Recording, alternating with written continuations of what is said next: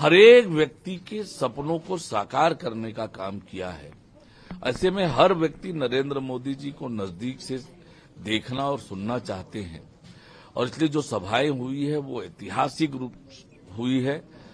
जो अपार जनसमुद्र उनकी सभाओं में उमड़ा है और निश्चित रूप से उनके आगमन से छत्तीसगढ़ की 11 लोकसभा सीट भारतीय जनता पार्टी की जीत सुनिश्चित हो गई है और सभी की सभी 11 सीटें नरेंद्र मोदी जी की झोली में जाना तय हो गया है।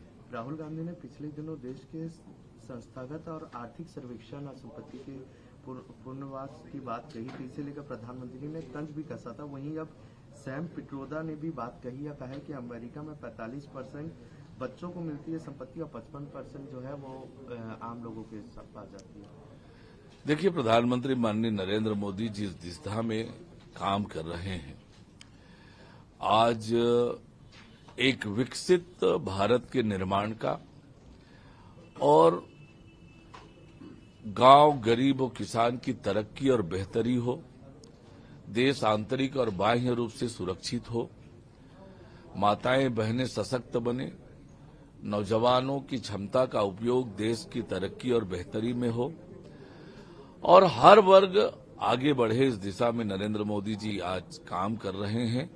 उसकी परिणति है कि दुनिया में भारत की साख बढ़ी है और विश्व की 5वीं नंबर की अर्थव्यवस्था भारत बन पाई है और थोड़े ही दिनों में तीसरी बड़ी अर्थव्यवस्था बनकर भारत उभरेगा और विश्व बंधुत्व की भाव को लेकर दुनिया का मार्गदर्शन हमारा देश करने वाला है। सर, ये जो राहुल गांधी और सैम पिट्रोदा कह रहे हैं कि आर्थिक सर्वे और संपत्ति के पूर्ण वितरण की बात जो कह रहे हैं, इसको किस तरह भाजपा देखती है? देखिए, ये जब तक देश के संस्कृति, देश की सभ्यता, देश की परंपरा, देश की आवश्यकताओं को ध्यान में रखकर अर्थनीति जब तक हम नहीं बनाएंगे तब तक देश का सर्वांगीण विकास नहीं होगा। और इसलिए जो नरेंद्र मोदी जी ने जिस प्रकार से देश की अर्थव्यवस्था को मजबूत किया है, जिस प्रकार से आम लोगों के जीवन को सुलभ बनाने के लिए जो योजना बनाकर काम हुआ है, उसकी परिणति है कि आज देश की अर्थव्यवस्था मजबूत हुई है और देश आगे बढ़ा है। भूपेश बघेल ये कह रहे हैं कि पहले भाजपा 400 पार का नारा देती थी, लेकिन आज वो नारा नजर नहीं आ रहा है क्योंकि पहले फेज के बाद भाजपा को पता चल गया कि उनकी सीट कम आ रही है, अब वो 200 तक सिमट सकते हैं।